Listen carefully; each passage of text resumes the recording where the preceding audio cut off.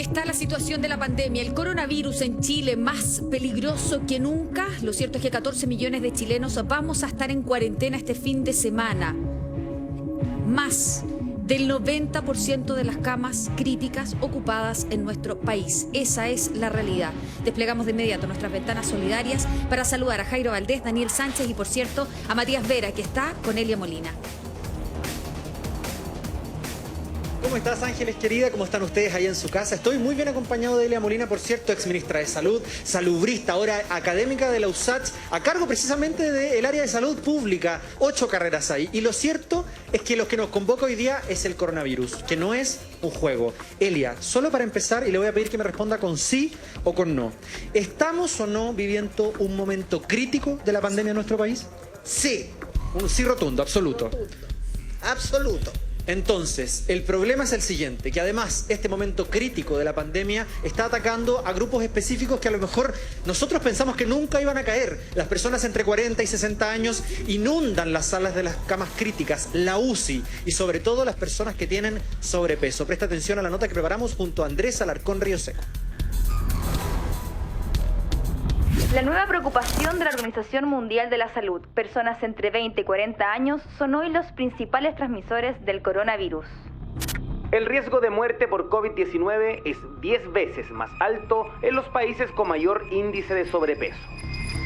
Una realidad devastadora. Chile vive su momento más complejo desde que empezó la pandemia y el coronavirus está atacando duramente a los mayores de 40 años y personas con sobrepeso. El jazz está de luto. Músico Cristian Cuturrufo fallece a los 48 años tras ser internado por COVID-19. Obesidad, la otra epidemia que se agrava con el COVID-19. Titulares que dan cuenta de un escenario innegable. El fin de semana se registró la mayor cantidad de personas contagiadas desde que llegó el COVID. Siguen sumándose comunas en cuarentena y las camas críticas están siendo ocupadas mayoritariamente por personas menores de 50 años. La pregunta cae de cajón. ¿Por qué? Dado que el año pasado se instaló de que esta era una enfermedad que afectaba particularmente a las personas mayores, sin duda ellos tomaron más resguardo. Hoy día, en cambio, nos enfrentamos a que las personas más jóvenes se han relajado. ¿Y qué pasa con quienes tienen sobrepeso u obesidad? La obesidad es una patología, la obesidad no es solo una condición estética. Entonces todos los órganos se ven sobreexigidos y la obesidad, sobre todo por la acumulación de ciertos ácidos grasos patológicos, genera alto riesgo de diabetes, alto riesgo de hipertensión sobre todo y de enfermedades cardiovasculares. ¿Cómo enfrentar esta situación entonces? ¿Qué debemos hacer si somos mayores de 40? ¿Cómo debemos actuar si pesamos más de lo que deberíamos? La persona tiene que buscar ayuda, tiene que ir al consultorio, tiene que plantearle al médico o a la enfermera que lo controle. En todos los consultorios del país hay nutricionistas, hay especialistas en nutrición, hay programas de obesidad. Vaya a consultar. La obesidad es una enfermedad, hay que buscar ayuda. La obesidad mata. Busquen, si es posible, trabajar a distancia, acudir a ese medio que hoy día se ha generalizado en algunas prácticas, evitar las aglomeraciones. Si bien es cierto, llevamos ya más de un año acostumbrándonos a esta nueva normalidad, el estilo de vida con COVID está muy lejos de terminar. Los especialistas más optimistas proyectan aún por lo menos otro año extremando todas las medidas de cuidado personal. El llamado es a ser respetuoso y seguir las indicaciones de la autoridad sanitaria. El virus no se va a acabar, vamos a estar todo el año en modo pandemia, pero hoy día estamos pasando una fase más crítica. El mensaje hoy es claro. Conforme escuchamos los balances del Ministerio de Salud, mayor certeza tenemos de que la situación que enfrentamos es grave. Y de todos nosotros depende cuidarnos y cuidar al resto.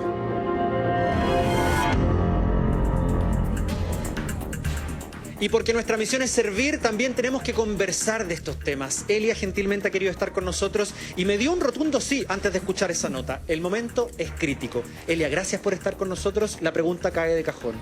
¿Por qué es tan crítico? Muchas gracias a ustedes por invitarme y además, cariño, saludos a todos los que están en el estudio, a Ángeles. Gracias, Bueno, en Elia. primer lugar quiero decir de que nosotros nunca logramos, gracias a ti, nunca logramos de verdad controlar esta pandemia. Nosotros logramos tener un número alto de casos, muy inferior a los de ahora, pero alto. 3.000 casos, 2.500 casos, en forma de una meseta. Pero ¿qué fue pasando? Que las personas en general, por razones diversas que no vamos a analizar ahora, pero quizás también muchas veces por el tardío apoyo que ha tenido también en términos económicos, sale a trabajar, no respeta las cuarentenas. Los jóvenes han sentido permanentemente que no están en riesgo y no han logrado entender de que a lo mejor ellos no están tan en riesgo, pero pueden llevar el contagio a su familia, a su casa. Entonces, estamos hoy día en un momento muy crítico por dos razones. La primera razón es porque los servicios hospitalarios, los servicios donde están las camas UCI, las camas críticas, están prácticamente saturados en todo el país, incluyendo el área pública y privada. Por lo tanto, el peor de los mundos es cuando un doctor tiene que decidir quién vive y quién muere. El síndrome de la última cama, como tú me decías. ¿Y la segunda razón? La segunda razón es que tenemos un número inusitado de casos que es muy difícil de manejar, que es muy difícil de contener, a no ser que seamos capaces de verdad de tener un sistema de testeo, de trazabilidad de los contactos y de aislamiento muy fuerte, muy potente, que en realidad tampoco lo tenemos. Pero quiero decir, la vacuna en este momento todavía no tiene un efecto en el número de casos. Por lo tanto, la vacuna va a tener efecto en varios meses más. Tenemos que cuidarnos ahora. Elia, sin duda, muchas de las personas que nos están viendo tienen entre 40 y 60 años. Usted, señora, usted, señor, que nos está viendo desde su casa. ¿Es precisamente ese grupo etario el que hoy día está ocupando más de la mitad de las camas críticas? ¿Por qué razón? Siempre pensamos que la tercera edad era la más vulnerable. Después se habló que las guaguas también eran vulnerables. Hoy día estamos hablando de 40 y 60 años que están graves. ¿Por qué? La tercera edad es la que proporcionalmente tiene más riesgo de morir y de estar grave. Eso no quiere decir que los que tienen menos edad y sobre todo si tienen alguna comorbilidad, obesidad, diabetes, hipertensión u otra patología crónica no puedan agravarse, y muchos han muerto también. Tenemos el caso justamente de nuestro maravilloso trompetista que se nos fue. ¿Ah? Entonces estamos viviendo una realidad. ¿Por qué yo creo que han llegado menos adultos? Porque los adultos mayores se están cuidando un poco más. Los adultos mayores han tenido mucha conciencia de su riesgo y por eso yo creo que en cambio los jóvenes han tenido poca percepción de riesgo, creo que no se ha transmitido bien el riesgo y eso se está viendo hoy día en las UCI. Y también hay un tema de cepa que no tenemos muy claro si estamos con una cepa que pudiera estar mutando y atacando a población más joven. Finalmente, entonces, los jóvenes y las personas entre 40 y 60 años se confían. Yo creo que sí. Había ciertas razones para confiarse, si hay que decirlo. O sea, este COVID, el coronavirus que lo produce, es re mala persona porque resulta que el 40% de los contagiados no tienen ningún síntoma. Entonces, muchos no tienen ningún síntoma y andan repartiendo el virus por todos lados. Y los jóvenes sienten esa visión. Yo me puedo contagiar, pero no me voy a morir. Pero no hay la conciencia solidaria de que cuando yo me cuido, no solo me cuido yo, cuido a todos los seres humanos que están a mi alrededor. Ángeles Araya, desde acá te estamos escuchando para que abramos esta conversación. Gracias Matías, gracias Elia por estar con nosotros y tratar de aclarar algunas dudas. Con respecto a la vacunación quería preguntarle yo, se supone que a fines de junio ya debiésemos tener este efecto rebaño, ¿no? Que la mayor cantidad de población va a estar vacunada. Pero dicho eso, Elia, ¿en qué condiciones de salud estamos los chilenos que tenemos este nivel de gravedad entre las personas con edad entre los 40 y los 60 años? Se lo pregunto ¿por qué? Porque resulta que se han detectado 138 fiestas clandestinas en lo que va del año, que es más que todo lo que se detectó en el año 2020. Por lo tanto, la falta de conciencia es absoluta solo en ese ítem. Entonces quería preguntarle a usted, ¿en qué condiciones estamos los chilenos de salud realmente? Bueno, cada 5 años en Chile se hace una encuesta nacional de salud con toma de exámenes, medición de cintura, de distintos peso, talla, etcétera, en una muestra que es representativa de todo el país y también con representatividad regional. Y eso está mostrando que los chilenos después de los 40 años, prácticamente más del 50% tiene al menos 2 enfermedades crónicas y tenemos una tasa altísima de sobrepeso y obesidad muy alta. Elia, solo para sumar, el 74% de los adultos chilenos sufren de sobrepeso, 74%. Claro, por eso te digo, o sea, sobre el 50%, porque claro, la obesidad es 74%, la hipertensión es 58%, pero es para entender el volumen. No son datos tan exactos, claro. Pero lo que quiero decir es que todas estas enfermedades son más frecuentes, son más graves, menos respuesta al tratamiento, con más mortalidad y más secuelas en las poblaciones más vulnerables. Entonces, ¿qué es lo que estamos viendo en los hospitales? En los hospitales estamos viendo gente joven, claro, pero gente también que es de poblaciones más vulnerables, que es donde hay más enfermedades crónicas. Elia. Entonces aquí hay una conjunción de elementos que están llevando a que tengamos la tremenda tasa de mortalidad que tenemos. Todos los días se cae un avión lleno de gente aquí. Es es brutal la cifra, y sobre todo considerando el dato que entrega usted, que después de los 40 años al menos el 50% de la población tiene 2 enfermedades crónicas, porque el sobrepeso y obesidad, como dice usted, es una enfermedad, pero eso viene asociado a la hipertensión, a la diabetes y quizás a cuántas otras más. El sobrepeso, y aquí quiero, por favor, si nos puede ayudar, ¿el sobrepeso está ligado necesariamente con el aumento de peso? ¿Puede ser mala alimentación también y que tengo un kilito más, pero la verdad es que estoy pésimamente alimentada? ¿Cómo se mide? Bueno, lo que se habla cuando uno habla de problemas de nutrición, uno habla de malnutrición. Claro. La malnutrición puede ser por déficit, porque se come poco, y la malnutrición por exceso son los que tienen sobrepeso. Tener sobrepeso no quiere decir que uno se esté alimentando mejor y por eso es más gordo, claro, porque probablemente al revés. Quienes tienen sobrepeso tienen un desbalance en lo que comen, dándole prioridad a las grasas y a los hidratos de carbono. Entonces, la comida chatarra, todo lo que tiene que ver con azúcar, dulces, con tortas, el exceso de pan. Sí. Por eso, azúcares, hidratos de carbono son las harinas y los azúcares. Entonces, un obeso es muy malnutrido, pésimamente malnutrido, y por lo tanto tiene problemas de inmunidad, tiene problemas de susceptibilidad, tener problemas en los vasos sanguíneos, le hace hipertensión, le hace accidente vascular, le hace infarto, problemas metabólicos, le hace diabetes y otras enfermedades metabólicas que también pueden aparecer por temas de inmunidad. Bien. Elia, queremos agradecerle profundamente el que haya conversado con nosotros durante esta jornada. Daniel Medina, de Comisaría Virtual, que literalmente hoy día está virtual. ¿Cómo está, teniente? Hola Ángeles, ¿cómo están? Jairo, Daniel. Hola, Daniel. Gracias por estar con nosotros una vez más. Seguimos con hartas noticias, así que vamos a estar respondiéndolas. Vamos a ir rapidito, teniente, porque tenemos muchas preguntas. Dice así la primera.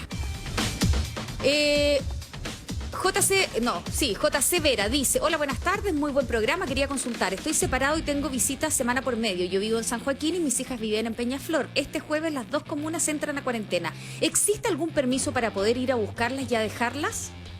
Esta información cambió de ayer a hoy. Exactamente, en el caso que tenga que hacer su régimen de visita este fin de semana, el sábado y el domingo, vamos a habilitar nuevamente en Comisaría Virtual el permiso para el traslado de niños, niñas y adolescentes con régimen de visita. Así que este fin de semana ya va a estar disponible para que lo puedan hacer. Perfecto. La siguiente pregunta dice así. Gloria, ¿los supermercados pueden trabajar el fin de semana si no tienen delivery? Lo que no se puede hacer este fin de semana es la atención al público. Ya. Hay supermercados, por ejemplo, que van a trabajar durante el fin de semana porque van a preparar otras cosas de forma interna. Van a estar totalmente cerrados para el público. Ellos tienen acceso al permiso único colectivo, así que sí se van a poder desplazar. Ya. Ya, perfecto. Christopher dice, tenía agendado mudanza este fin de semana. ¿Hay algún permiso para esto? El salvoconducto de mudanza desde comisaría virtual lo va a poder hacer sin problema. Lo importante es que antes tienes que pasar por la notaría para pedir el certificado de mudanza también para poder adjuntarlo en el salvoconducto respectivo y va a poder hacer su mudanza este fin de semana. Ya, la siguiente pregunta. Rosario, ¿qué pasa con los universitarios que viven en región y tienen que viajar a Santiago por clases presenciales? La universidad no se hace cargo de dar certificado. Yo viajo con mi credencial y mi certificado de alumno regular. Esto es muy importante, lo que consulta Rosario, porque no existe un permiso para que alumnos puedan viajar desde una región a otra, principalmente porque se mantienen las medidas de restricción. ¿Qué es lo que están haciendo también la universidad y los colegios para las personas, los alumnos, que están en comunas que se mantienen con restricción de desplazamiento, sobre todo los viajes interregionales? Es dar la alternativa de las clases por telemática, básicamente, claro, para poder hacerlas, por ejemplo, de forma digital. Ya. La siguiente pregunta. Maura, trabajo en la construcción. ¿Me pueden obligar a ir a trabajar estando en cuarentena? Trabajo en la comuna de Estación Central. La construcción puede trabajar de dos formas. Lo primero es que estén realizando la construcción de un edificio o de un lugar esencial, un hospital, por ejemplo. O bien que estén considerados dentro del plan piloto de la Cámara Chilena de la Construcción. Son las únicas dos alternativas para que una persona del área de construcción pueda ir a trabajar. Súper. Luisa dice, si el papá de mi bebé es quien la lleva a la sala cuna, que está en fase 2, para yo poder trabajar, ¿él puede sacar un permiso especial para esto? Donde vivimos está en fase 1. Lo importante es que todas las personas, por ejemplo, que trabajan en rubros esenciales y que están en fase de cuarentena, tienen que tratar de realizar la labor con su empleador. No existe un permiso para eso. De hecho, el empleador, cuando hay unas situaciones como esta y su trabajador puede hacer teletrabajo, debe dejar a su trabajador con teletrabajo, porque él solamente tiene acceso al permiso único colectivo cuando ese trabajador no puede quedarse en casa y tiene que venir sí o sí. Así que lamentablemente no existe un permiso para eso. Ojalá que llegue a un acuerdo con su empleador para que pueda hacer teletrabajo. Ya. La siguiente pregunta.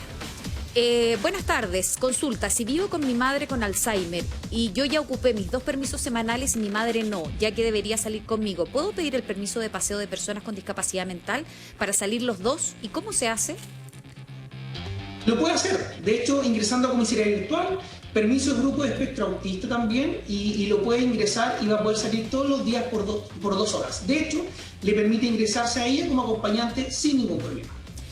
Teniente, aquí quiero hacer un paréntesis. Él es el acompañante, es el hijo, y esta persona, una persona con Alzheimer, no es recomendable que salga sola. Por lo tanto, acreditando esa situación, él puede tener libertad por las 2 horas diarias, ¿no? Exactamente. De hecho, él puede solicitar este permiso y se incluye como acompañante y va a poder salir estas 2 horas sin ningún problema. Súper.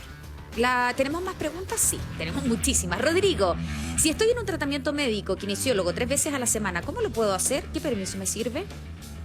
Rodrigo, el salvoconducto por tratamiento médico desde comisaría virtual. Lo puedo sacar toda la semana, inclusive para ir los 5 días a la semana al tratamiento médico. Lo único que le van a exigir es que pueda juntar esa citación, por ejemplo, de kinesiología para que lo pueda obtener sin problema. Ya. La siguiente pregunta. Alcimar dice, hola, feliz día. En el terminal San Borja no van a cerrar en esta cuarentena, pero los locales de venta de café y golosinas que no son de primera necesidad, ¿tienen que abrir de igual manera? Si mi jefe tiene un permiso por su empresa, ¿tengo que ir? No, no puede abrir este fin de semana nada que tenga atención al público, nada. Solamente van a poder funcionar los que tengan acceso al permiso único colectivo, pero como delivery. Muchas veces nos consultan, ¿qué es lo que es el delivery? Porque no existe ese giro. Sí. Básicamente es el 479-100, ese es el código de la actividad, que es la venta por menor, por teléfono, por internet o por correo. ¿Las aplicaciones funcionan como delivery, teniente? Todas las aplicaciones están ingresadas como delivery, de hecho tienen acceso a este permiso especial para poder trabajar. ¿Cuál es la diferencia del permiso delivery con el permiso único colectivo? Que el permiso delivery solamente dura 24 horas, por ende estas empresas todos los días tienen que solicitarlo. Ya.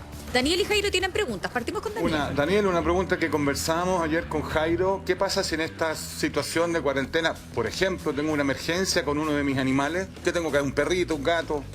¿Qué permiso tengo que sacar Daniel, para llevar al perro? Qué buena consulta.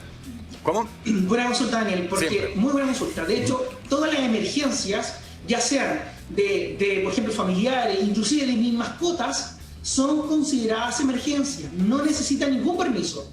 Tiene que acudir. Si su mascota, por ejemplo, se siente mal, está con algún inconveniente médico y tiene que ir al veterinario, lo lleva, porque es una urgencia. En el caso que usted tenga una hora, por ejemplo, que tenga una hora con el veterinario para poder revisar a su mascota, saca el permiso de desplazamiento general. Pero si es emergencia, tiene que acudir. Perfecto. Ya, espérame, un segundo. ¿Y para pasear a la mascota? Para pasear a las mascotas de lunes a viernes, hablando de esta semana, que va a ser especial, existe el permiso de desplazamiento general. Este fin de semana, que no va a estar disponible este permiso, la única alternativa para poder salir con mi mascota es en la banda horaria. Por ejemplo, si yo quiero salir a caminar con mi mascota, lo debo hacer durante esta banda horaria que es entre las 6 y las 9 de la mañana, porque durante el día no va a existir la alternativa de poder salir sin un permiso de desplazamiento porque no va a estar disponible. Ya, si la mascota está acostumbrada a hacer sus necesidades en otro horario, no, tiene que, por este fin de semana, sacarlos en la mañana entre las 6 y las 9. Este fin de semana es restricción total. Sabemos que va a ser muy complejo porque es el fin de semana más restrictivo que vamos a tener durante toda la pandemia. Así que la única alternativa es en la mañana durante esta banda horaria. Ya. O sea, hay que prepararse. Quienes tienen mascotas van a tener que prepararse. Darle comida comprando, hasta ahora. Claro, los implementos necesarios para tener que tener a los perros o a las mascotas guardadas durante el resto del día. Sí, teniente, no sé si la mía es tan buena como la pregunta de Daniel, pero muchos profesores me la han hecho y me gustaría planteársela a usted. Por ejemplo, yo trabajo en un colegio en Maipú, que entra en cuarentena. ¿Qué pasa con los profesores? ¿Tienen que ir o pueden trabajar desde sus casas, teletrabajo? ¿Cuál es la información que tienen ustedes? Jairo, también es muy buena consulta. De hecho, nos estaban hace poquito teniendo docentes. Así que, muy bien, Jairo, muy bien. ¿Qué pasa con los docentes? Los docentes tienen acceso al permiso único colectivo, pero tienen una característica especial porque los colegios que están en fase de cuarentena no pueden atender, no hay clase presencial. Exacto. Y los directores, quienes son los que piden el permiso único colectivo, ellos declaran que su trabajador, en este caso el profesor, no puede hacer teletrabajo. Es la única alternativa que ese profesor vaya. Pero en el caso que el profesor sí puede hacer las clases desde su casa, él debería quedarse en casa. Porque así es la nueva modificación del permiso único colectivo. O sea, un profesor que tenga internet y un computador debería quedarse en su casa haciendo teletrabajo y no tiene por qué ir al colegio.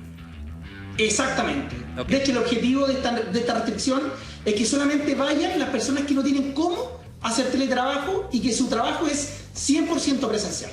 Ok, muchas gracias. Pregunta de Twitter, teniente, dice así: Denise, tengo hora para la revisión técnica el sábado. ¿Qué permiso pido para asistir o va a estar cerrada la planta de revisión técnica? Nada de atención al público. Eso es importante. O sea, espéreme. Que me permite. Espéreme, entonces la hora queda anulada, queda cancelada, tengo que contactarme con la revisión técnica, con la planta para que me cambien la hora. Hay que reagendarla. De hecho, el único permiso que me permite ir a una planta, por ejemplo, a la revisión técnica, es el permiso de desplazamiento general. Y no va a estar disponible este fin de semana, así que no voy a tener cómo salir, por ejemplo, a la planta de revisión técnica. Así que ojalá lo pueda planificar y cambiar, modificar la hora. Lo bueno es que ya las autoridades de gobierno señalaron que esta restricción sería solamente por este fin de semana. Ya. Teniente, por último, ¿las ferias van a funcionar sí o no a lo largo del territorio nacional? Las ferias solamente van a poder funcionar en entrega delivery. Ayer en uno de los despachos también que hicieron la autoridad de gobierno estaban invitados y hablaron distintos representantes de ferias libres, también como los administradores de los valledor, de ferias que son bastante importantes, la Vía Central, por ejemplo, y solamente van a poder hacer delivery, no hay atención al público. Sabemos que este fin de semana va a ser bastante complejo, pero todas las personas que salen normalmente a comprar no lo van a poder hacer porque no está el permiso. Ojo, los valledor, la Vía Central también, van a poder seguir vendiendo al por mayor. La venta minorista es la que no va a tener el permiso de desplazamiento. Teniente, como siempre, gracias infinita por conversar con nosotros.